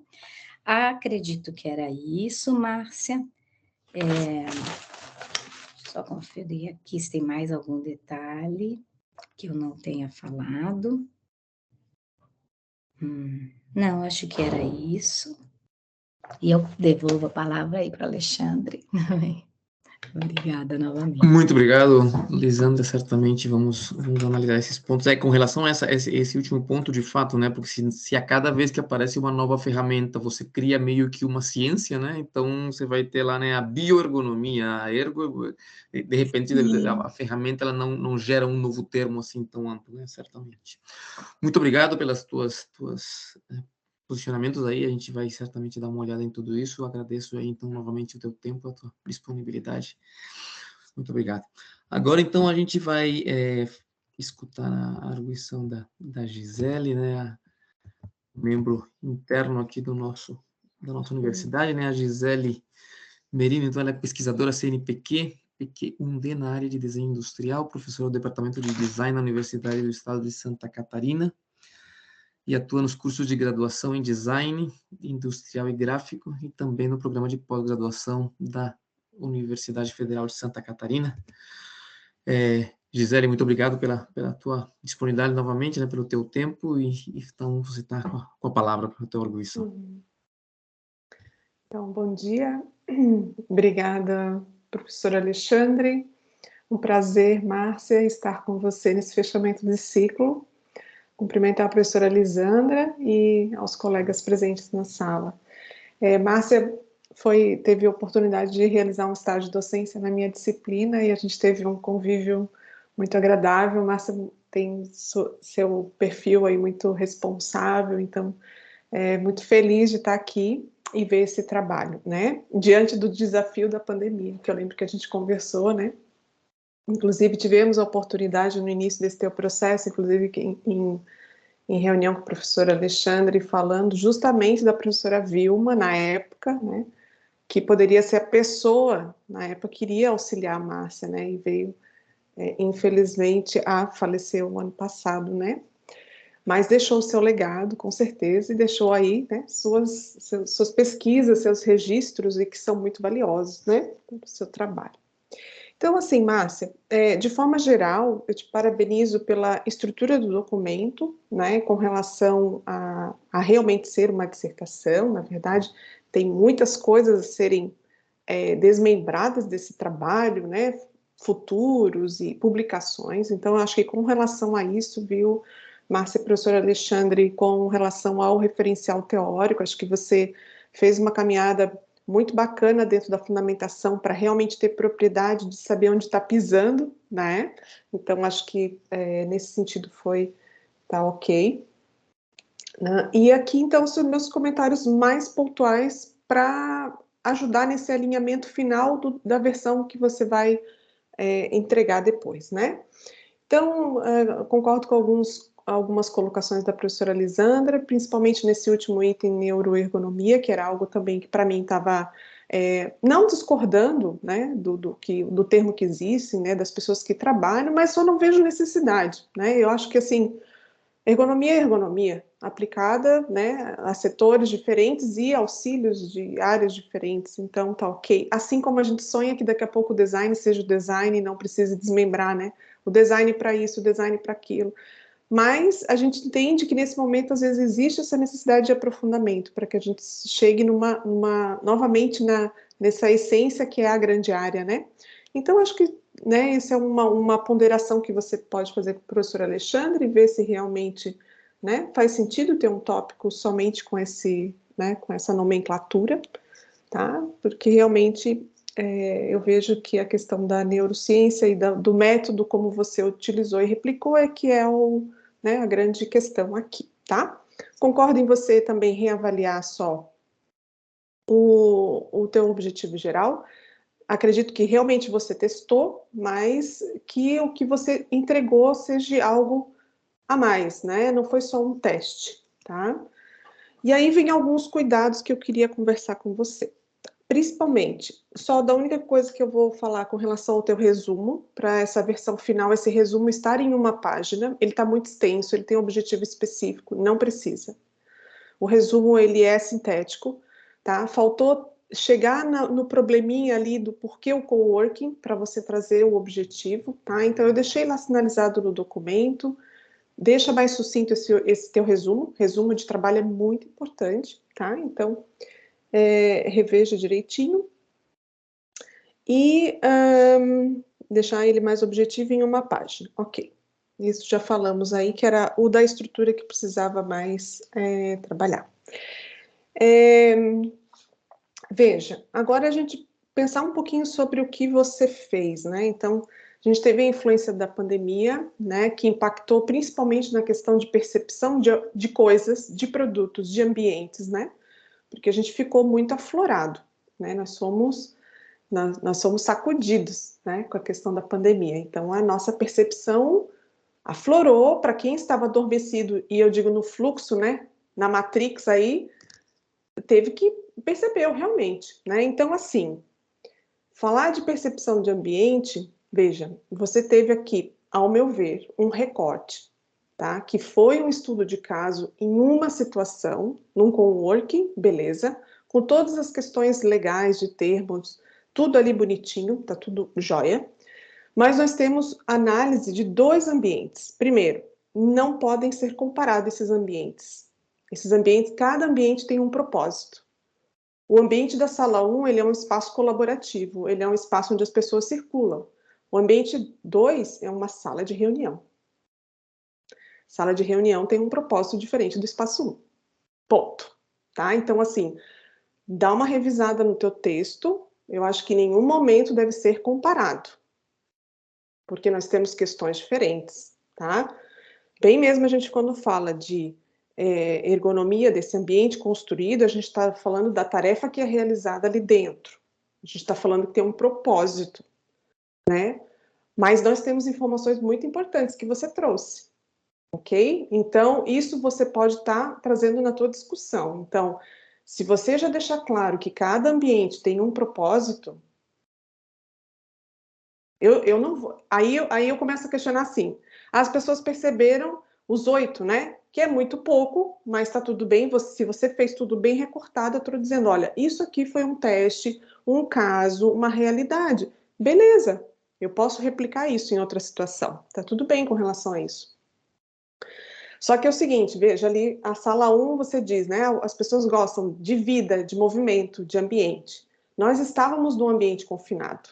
Ou seja, estar no coworking também pode ter sido que aquelas respostas do primeiro ambiente pode ter sido influenciado pela pandemia. Você bem colocou ali que a pandemia pode ter sido, né, ter causado alguma percepção diferenciada. Tá tudo certo. Só que sala 1, para mim, tem um propósito. Sala 2 tem outro propósito, tá? Então, isso tem que ficar claro no teu texto. Você não pode comparar a sala 1 com a sala 2. Agora, eu posso dizer o seguinte, que a sala 2, que você falou ali, né, de poucas cores, de um ambiente assim, assim, o que isso traz de informação para estudos futuros ou para projetação de ambientes, né? Qual é o objetivo? Como que deve ser? Que elementos devem ser considerados para uma sala de reunião que tem aquela configuração? Tá? Então, a minha questão assim, de reflexão do teu trabalho, eu acho que o que tu estás trazendo de importante para a gente é trazer esses métodos que você propôs, replicar e ver se realmente deu para sentir, né, alguma coerência ali entre o quant e o quali. Legal. Além disso, né, vieram essas informações. Então, pesquisas futuras podem ser interessantes para pensar se esses ambientes estão sendo projetados para a função que ele tem que cumprir. Eu mesmo aluguei várias salas de reuniões durante a Covid para fazer reunião de orientação. E tem um propósito de eu estar numa sala pequena, né? Eu preciso concentrar, o aluno que está comigo precisa estar concentrado, né? A gente precisa de espaço livre de influência, de interferência, né? De muitas cores e tal, porque a gente tem um objetivo por um tempo determinado, tá? Então, o que mais realmente, assim, e isso não é problema, isso é só para você precisar deixar claro no seu trabalho de que não existe comparação porque eles têm propósitos diferentes. E que na tua discussão você pode inferir isso também, tá? Se apropriar disso para sugerir que os estudos sejam repensados, né, levados em conta essa questão também, tá? Então, esse, para mim, é o que mais gritou aos meus olhos na leitura. Tá, Márcia? Então, de reflexão mesmo, trocando uma ideia contigo sobre se a gente projeta para alguém alguma coisa, principalmente eu tenho que considerar o que eu vou fazer naquele ambiente, ou, né, o que ele tem, qual é a função desse ambiente, né? E a gente viu isso muito bem refletido na sala 1, que o propósito dos espaços, né, coletivos é esse, né? De você sentir essa energia da interação, de você sentir essa vibe boa. Acho que tem isso o coworking, né? Diferente de uma sala de reunião, né? Tem uma outra característica, mas talvez ela também não precise ser assim, da forma que é, né? Talvez se eu for estudar o que deve ter num ambiente desse de reunião, certamente alguns elementos vão poder ser modificados ali, né? A própria questão, às vezes, de uma cor, né? Algum tipo de estímulo maior que possa ter, tá? Então, acho que esse é o meu recorte maior. Na tua metodologia, tem um item quando você fala dos indivíduos, lá no início, na metodologia, no item de metodologia, que você fala de não tem sexo, acho que é só uma rever escrita, tá? Porque na verdade tem, e tem o sexo biológico. E ali onde você, não foi quesito de você exigir que sejam, né? Então pode retirar aquela informação, e depois, na apresentação dos resultados, onde você realmente separa, né, consegue identificar para a gente, você trata de gênero, mas não é sexo, tá? É o sexo biológico. Na ergonomia, a gente trabalha muito com isso, né? É o masculino e o feminino, gênero é outra coisa. Então, é também nomenclatura, padronizar. Padronizar nomenclatura no teu documento, que se trata de pesquisa, você fala de trabalho, fala de estudo e fala de pesquisa. Escolhe um termo e trabalha aí, tá? Eu sugiro pesquisa, porque é uma pesquisa. Tá? Então, hora está trabalho, hora está estudo, hora está pesquisa. Então, padroniza esse termo. A questão da padronização ali também por sexo. A questão também de algumas legendas, Márcia, coloquei até sugestão para você, legendas de figuras que precisam estar um pouco mais explicadas, tá? Então, assim, se eu digo, um exemplo, quadro, figura X, ambientes, não, mas padroniza, tá? A minha sugestão também é você padronizar assim, ó, ambiente, ambiente sala 1, ambiente sala 2, tá? Uma padronização. E de igual forma, trazer a visualização na tua apresentação você trouxe aqui os dados com uma foto de fundo do ambiente, e facilita muito para a gente também essa leitura, sabe? Quando eu estou lendo os resultados, fica muito denso o texto, então acho que você pode quebrar em alguns momentos e trazer. Se eu estou trazendo o resultado da sala 1, traz a imagem da sala 1, facilita para o leitor, para conectar, tá? Essas informações. Vamos lá. Então, pensei bastante nisso mesmo, tá? Sobre a questão da diferença dos ambientes, para nunca comparar, porque eles têm propostas diferentes, muito diferentes, tá? Veja, você fala dos sentidos da sala 1, onde diz, é mais agradável, né, com relação ao sentido, só foi percebida a visão, né? Claro, uma imersão, um detalhamento maior dessas pessoas que trabalham nesse setor, quando frequento espaços de cowork, percebo que a maioria está com fone de ouvido, tá? Então, não sei se esse não foi um elemento, né? Como você não controlou isso, também são questões que você pode sugerir, né, lá no final na tua discussão. Porque a maioria trabalha nos espaços coletivos, todo mundo com fone. Né? Percebo isso bastante. Então, talvez o sentido que ele vai dizer para você seja visão mesmo, tá? Veja, na sala 2 você disse 37,5 teve audição, também na sala 2, claro, porque a sala 2 é uma sala quieta, é uma sala sem... tem essa proposta, entende como a leitura te leva para isso? Naturalmente. E você fala assim, ó, 12,5% teve o olfato como destaque. 12,5% é uma pessoa. Então, ali nesse item, quando fala dos sentidos, eu também deixei uma sugestão. Márcia, traz aqui para gente, entre parênteses, quantas pessoas? Porque eu fico tranquila que você fez com 8 e aqui você vai estar dizendo, olha, 2 pessoas, né, X% falaram isso. Opa, né, chama atenção. Como são poucos, vale a pena essa relação, tá? E também no teu finalzinho, quando você traz ali, né, dos eletrodos do FP1 e do FP2, retoma para a gente naquele final da discussão e depois no capítulo conclusão, o que eles correspondem, tá? Porque sempre tem que lembrar do leitor. Isso não é uma leitura que, para mim, eu não trabalho com afinco com essa área, né? Os trabalhos que eu estou envolvida, a gente tange essa área, mas não entra nela, né? Eu trabalho mais com a percepção, com sentidos em outro, né? Em outra escala, não usando esses equipamentos e nem tão afinco na neuro. Mas eu vejo que é importante você trazer essa informação, né? O que então esses eletrodos que estão situados aqui e ali, que são responsáveis por isso e por isso, apontaram X, né, do direito e do esquerdo, que querem dizer isso e isso, positivo ou negativo. Relembra o leitor disso, tá?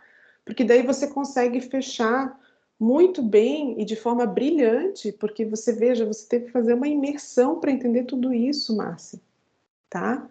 Eu tiro o chapéu, eu sei que você teve aí, né, apoio de outros colegas, acho que o Thiago também está aqui na sala, né, que se dedicaram muito para estudar, né, são desbravadores, eu parabenizo você e teu orientador, porque é desbravar, né, acho que é de pouco a pouco a gente vai construindo essa ciência, né, então eu dou muito valor para o que você fez, tá? Então, essas questões são para ainda mais ajudar a gente ao final do teu trabalho dizer, ok, olha, de todos esses eletrodos, esses 2 foram mais em destaque, e veja, é justamente, né, o que trabalha isso e aquele, olha que interessante, tá?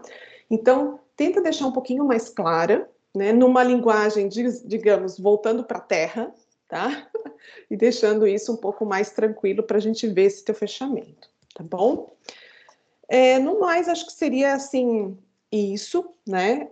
Pensar no que essa avaliação trouxe para pensar a projetação de ambientes, tá?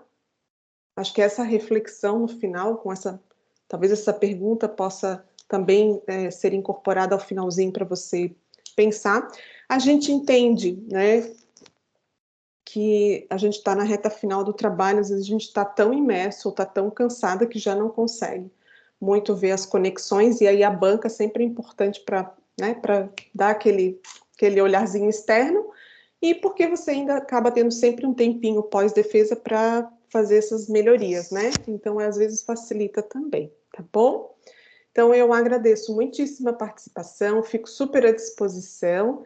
Eu fiz apontamentos no documento, tá? Que depois eu envio para você e para seu orientador. E seria isso. Realmente, a minha única preocupação maior era dizer, a gente não pode comparar maçã com pera. São diferentes, tá? Mas a gente tem uma leitura bacana em cima disso. Então, se você já deixa lá nos teus procedimentos metodológicos, que você, nesses dois ambientes que têm essas características, e que você vai fazer a coleta, tá tudo certo, tá? Me preocupa de não citar isso no trabalho e tirar isso como uma conclusão. É um trabalho que vai ser publicado, né? Veja, você teve, né, aí a bênção, né, de poder fazer esse espaço que eles abriram as portas, né? Então, acho que a gente tem que ter muito cuidado, porque esse documento vai ficar aí, né? E de alguma forma alguém pode ler, entender uma coisa, entender outra, né? Então, acho que você também, nesse finalzinho, pode amarrar um pouquinho mais, sabe, sobre, né, a importância desses espaços, né? Sempre, tá? E acho que nos agradecimentos, acho que você acabou falando deles ali, mas acho que até dá para dar uma adoçada ainda mais, né? Por eles terem aberto as portas, né? Tá bom? Já é um espaço diferenciado, já dá para pensar nisso, porque se eles abriram para pesquisa, né? Tem uma outra visão, então isso é muito legal. Tá bom? Então, beijo, parabéns aí também né, a tua família, o suporte, né? Esposo e mães e tudo isso, que é muito importante, viu? Um abraço. Obrigada, viu, Alexandre? Eu que agradeço, Gisele, aí pelos seus comentários, né? Certamente essa questão da comparação, ainda que é bem interessante a gente poder ter medido as duas coisas, né? A questão tanto do teste subjetivo com o objetivo, né? Mas, de fato, comparar os dois realmente não faz muito sentido. Bom, então agora eu vou fazer alguns pequenos comentários aqui, né? Como orientadora ali da Márcia no seu trabalho. Eu queria parabenizar a Márcia aí pelo trabalho. A Márcia é arquiteta, né? E a gente está trabalhando aí com EEG e voltagem e número e Fourier, que né, isso é uma coisa completamente, né, alheia, e eu entendo que foi um trabalho bem interessante enquanto interdisciplinar, né? Tem a parte da arquitetura, tem a parte da ergonomia, tem a parte da questão da eletroencefalografia, né? Tudo isso daí são coisas, né, que você vai juntando, que é uma coisa bem interessante quando você começa a ler o documento na parte né, de que ela está pegando todos aqueles estados da arte, né, de cada uma dessas áreas para você poder misturar. Eu acho que isso é uma coisa bem valiosa mesmo. E também a questão que a Gisele acabou de falar, né, que é um trabalho que começa, né, parece que você enxerga, né, o começo, o meio e fim dele, porque você vai até o final, né, então faz a parte teórica, né, faz a questão de entender um pouco o EEG, como que ele funciona, faz o teste numa empresa, né, uma questão comercial ali, que você consegue medir alguma coisa e dar algum tipo de retorno para a sociedade também, né, no caso essas empresas aí vão ter esse tipo de resultado, que eles podem talvez tomar alguma ação com relação aos resultados que foram obtidos. Com relação à apresentação, né, infelizmente a gente não conseguiu fazer alguma prévia com a Márcia, né, de fato o tempo foi extrapolado, a questão dos próprios slides, né, e, infelizmente também isso não se pode arrumar, né, a apresentação já passou, mas certamente ali, né, algum congresso, alguma questão dessas, fica esse aprendizado, né, de fazer os slides um pouco mais enxutos, né, e ter cuidado com a questão do tempo. Também queria dizer, né, com relação ao escrito da Márcia, né, a questão de todas as conclusões de cada uma das partes, né, de juntar a parte objetiva do EEG, né, que foi um pouco onde eu mais entrei para ajudar a Márcia nessa questão dos dados e das medições, que também é uma coisa um pouco ampla. A gente, como a Gisele falou, é uma questão pioneira, né? Estamos começando ali o Tiago, né, que está aqui nos escutando, sim, ele nos passou bastante dica, né, de como poder fazer esses tipos de contas, né, e aí eu entrei lá no MATLAB para tentar entender um pouco como era que funcionava toda aquela manipulação daqueles dados, e logo a questão, né, de fazer a correlação para ver como que as coisas se comportavam, né. Infelizmente não deu tanto, né, seria muito bem legal se tivesse dado muitas mais correlações, né, mas foi o que tivemos, né, e eu acho que isso é bom, né, porque a gente vai começando a aprender a trabalhar com a ferramenta, talvez tenha que ser, o teste, talvez ele tenha que ser feito de uma outra forma para gerar uns resultados mais condizentes, né, mais coerentes, né. Claro, a gente teve que ter começado para poder verificar o que se pode fazer no futuro, né, porque é muito dado, né, 250 Hz, 250 dados a cada segundo, né, imagina um teste de 300 segundos, é uma quantidade imensa para você gerar um número, né, e dizer, olha, o número é este aqui, né.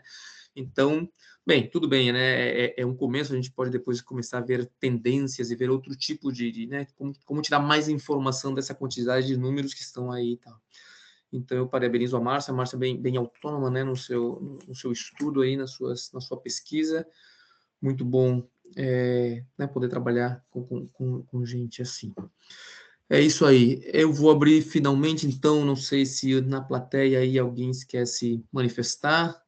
Por favor, é só abrir o microfone aí e poder, né? Não sei se tem alguém aí que está na sala que quiser se manifestar.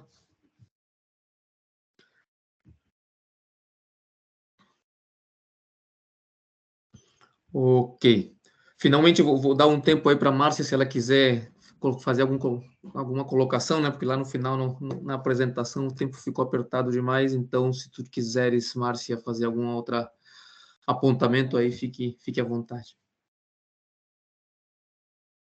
Na verdade, os apontamentos quanto ao trabalho mesmo, né, já foram até extensos com a apresentação, mas o que eu tenho principalmente, né, é a agradecer às professoras, a Lisandra e a Gisele, pelo tempo de vocês, pela atenção, por eu chegar nesse final de trabalho e sentir todas essas avaliações, toda essa delicadeza e minúcia de vocês na leitura e nas considerações do trabalho, que são muito ricas, né, vão enriquecer muito o trabalho. Fico bem satisfeita, bem feliz de poder finalizar com todos esses detalhes, essas questões, só para qualificar e fechar o trabalho de uma forma até mais assertiva e mais consistente ainda. Tinha essa intenção mesmo de ter essas visões, essas diferentes visões de campos diferentes mesmo, para a gente ter essas considerações que sempre são muito relevantes, né, para a qualidade do trabalho. Essas questões metodológicas que a Lisandra colocou, que o trabalho realmente precisava bastante, esses detalhes e essa questão mesmo que todos que vocês colocaram, que a Gisele fala também da comparação, como é ainda um estudo bem, assim, é um início, assim, a gente está recém, né, dando uma patinada, digamos assim, nesse tipo de estudo, era essa questão de como avaliar os ambientes, era muito delicada com o EEG, por todas as respostas, os estudos que existem, não, assim, no ambiente real, até muito mais difícil, ele é feito com realidade virtual e imagens, na maioria das vezes, mas que eu acho que já tem também muitas outras limitantes da percepção do espaço, mas, enfim, distinguir os ambientes foi um fator muito delicado para a pesquisa mesmo, porque quando tu ia comparar ambientes dentro da mesma tipologia, da mesma função, eles eram muito próximos, eles não resultavam em considerações assim significantes com o EEG, daí tu te distanciar demais, tem a questão metodológica, comparativa, tudo isso. Mas agradeço mesmo profundamente a atenção de vocês, foi um prazer também por ter a banca com vocês, com a presença de vocês, de já ter conhecido a Gisele antes, né, de já ter feito o estágio também com ela e de poder ter a presença aqui para esse fechamento. E agradeço o meu orientador pelo tempo dele, pela atenção, por a gente ter conseguido, né, chegar nesse fechamento do trabalho. E também por todas as pessoas que não estão presentes aqui, mas a gente sabe quanto todas elas são relevantes e quanto todas elas fazem parte, né, do trabalho e dessa conclusão do estudo. Ótimo. Ok, então no passo seguinte, aqui de acordo com a nossa liturgia, então a banca vai se reunir de forma privada, né? E aí uns 5, 10 minutinhos aí depois eu te aviso, Márcia, para tu entrares novamente na sala, ok? Tá certo. Perfeito, obrigado. Só deixa eu ver aqui quem mais está aqui, o Tiago. Não sei se o Tiago está por aí, me escuta? Sim, tem algumas pessoas ainda, só um pouquinho. Sim, eu escuto, professor. Ok, Ok. Só para te Tudo bem? pedir. Tudo certo, Thiago, beleza? Só para te pedir um segundinho para te retirares. Ah, sim, sim. Tá certo, obrigado. Acho que é só, né? Parece que não vejo ninguém. Ok, perfeito. Bom, novamente, realmente agradecer vocês aí pela participação, né? É um tema que eu, né, na parte da ergonomia, dos cálculos e do EEG, eu consigo mais ou menos, né, entrar e conhecer um pouco sozinho ali com a questão de número e tal, mas das outras questões é bem assim, bem alheio ao meu ponto de vista. Eu estava mais na ergonomia, aquela do movimento, né? Eu falei com a Gisele, né? Com essas roupas sensorizadas e tal, ali eu tenho um certo conhecimento, mas aqui na questão da arquitetura e do ambiente construído realmente é uma coisa assim nova. Muito bem, nós temos então que preencher aqui uma ata e decidir uma avaliação. Eu vou compartilhar aqui a minha tela.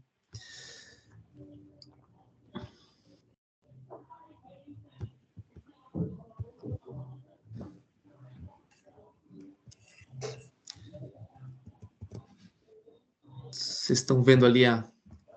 Sim. Perfeito. Sim. Então, esta é a ata que a gente tem que preencher hoje aqui, né? Depois, né, fazer aqui umas decisões para que depois a gente assine. Então, está ali, né? Atendendo à legislação vigente, às 10 horas do dia 18 de julho, por meio de videoconferência, reunir-se a banca examinadora presidida. Desculpem, eu vou antes pausar aqui a nossa gravação, tá? Um segundo.